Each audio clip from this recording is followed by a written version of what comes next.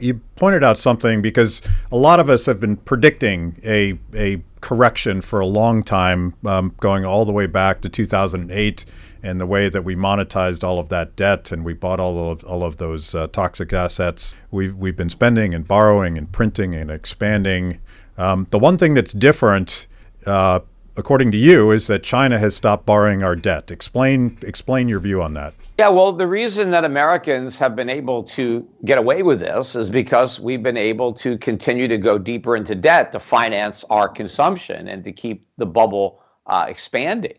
But China and other foreign governments are no longer buying our bonds. And therefore, we need to find another buyer, and there are no other buyers. It's just the Fed.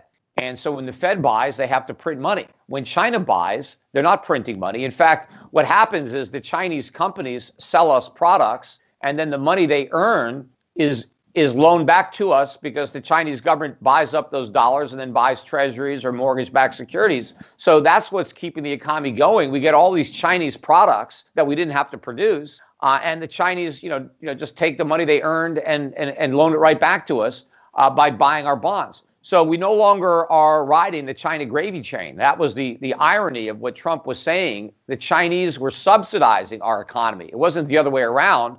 We were taking advantage of them. We were getting all their stuff for free.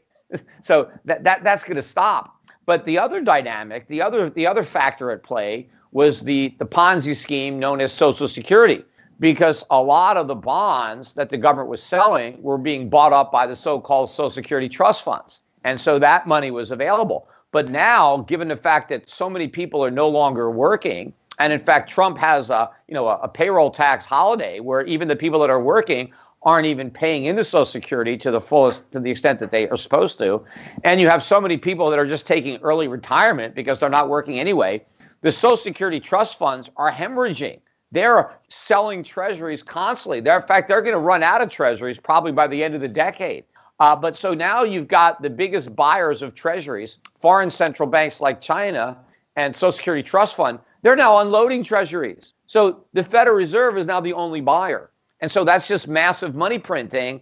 And that's going to, cause the dollar to crash. I mean, the dollar has been artificially, propped up by the false belief that we're going to get our house in order, that we're going to eventually cut spending, that we're going to allow interest rates to normalize. Remember the Federal Reserve, we're going to normalize rates. We're going to taper. We're going to, but not, all of that was a lie. I mean, I said that was a lie from the beginning. I was the one guy out there saying the Fed is never going to normalize rates. They're never going to shrink the balance sheet. It's QE infinity. It was the false belief of future normalization and fiscal responsibility that kept the bid in the dollar. But the world is getting wise to this scam. And the whole thing is going to unravel. And, the fact that it's gone on as long as it has just made the problem that much worse. So that means the end game is a lot worse. The collapse is a lot worse. And unfortunately, the way the country is headed right now, when we end up in this massive economic crisis, the odds that we're going to turn to capitalism to solve the problem seem slim. I mean, we may go all in and become a complete, totalitarian society, social society where we blame it all on capitalism. See, this is what happens when you have capital and greed and corporations. So we need to nationalize the means of production completely. The government needs to own all the corporations. We need to own all the businesses.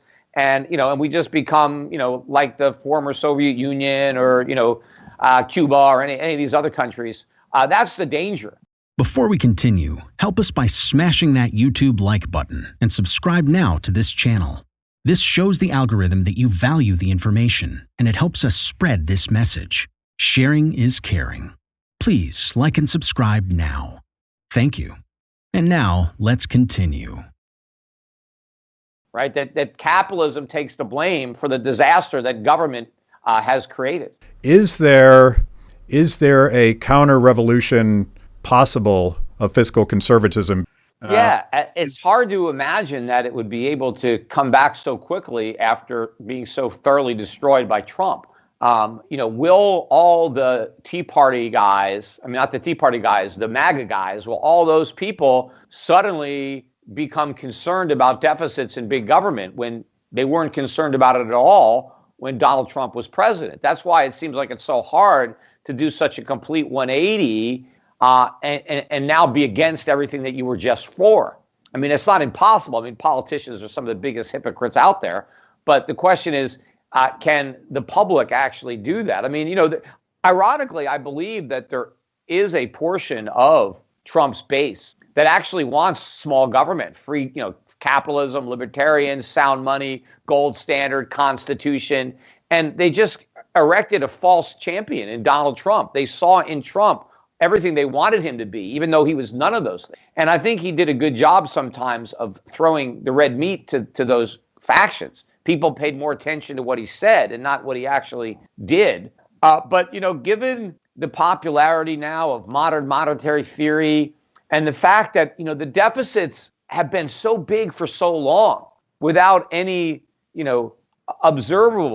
readily observable negative consequences. I mean, I could see 20, 30 years ago, oh no, we can't risk these big deficits. The national debt is almost $28 trillion and the interest rates are at record lows, right? So people are like, whoa, because people used to say, well, if we have too big a deficits, it's going to push up interest rates. It's going to crowd out. Well, what do you mean? We got the biggest deficits ever. We got the lowest interest rates ever.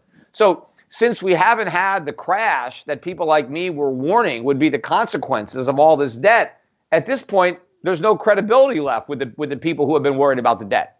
It's the people who have said there's nothing to worry about, who think they've been vindicated. You see, we told you, right? The Krugman has already taken so many victory laps. I don't even think he has any rubber left on his sneakers. I told you so. I told you so. So we're at the point now where there's really no pushback.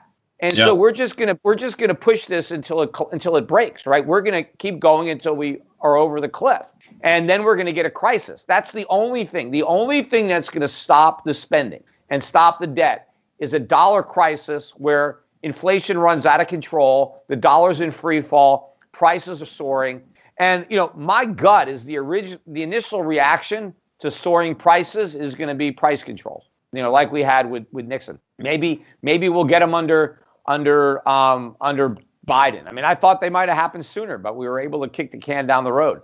But a free fall in the dollar, it's going to send prices through the roof. And so the government might initially just try to vilify the businesses that are raising prices, not the Federal Reserve that's destroying the value of the money, because that's really what's going on. Prices aren't rising. The money is losing value. That's all that's happening. And the prices are simply a reflection of how much value the money that you're using to buy stuff has lost.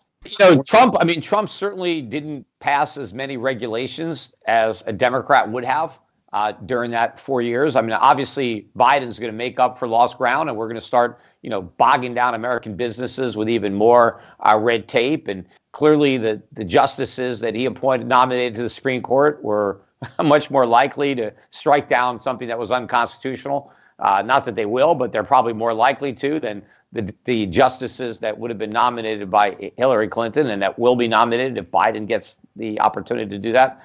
So he didn't do everything bad. But the problem is, by pretending to make America great again, pretending we had a great economy when we didn't, that does a lot of damage. Because, people are going to think we tried free market capitalism under Trump, and you see it didn't work. But we didn't. We didn't try any of that. We didn't cut spending. We didn't, restore sound money. We didn't let the bubbles deflate. So Trump just pretended that we got a full dose of capitalism and limited government when we just got more helpings of socialism. What to do in such a situation? Inform yourself and keep your financial education strong. We from the Compact Group offer our loyal subscribers a free educational portal with first-hand monetary, financial, and economic knowledge. Enter our invite-only Insider Club by clicking the link below. You will get access to first-class information far earlier than the rest. We have prepared a special deal for all our members where you can access a giant pool of Robert Kiyosaki's financial wisdom for just $1. To find out more, simply click the link below and join our Insider Club absolutely free. But there is more you can and should do. Build up several streams of income. More and more people realize that they have to take their future in their own hands, but they don't know how and where to start. We from Compact offer our Insider Club members unique opportunities. Strengthen your financial muscle and get the edge. Click the link below. Become part of our free Insider Club. No financial obligations. But there's one important thing you have to know. You have to become active. So do it now. Become active and see you on the other side.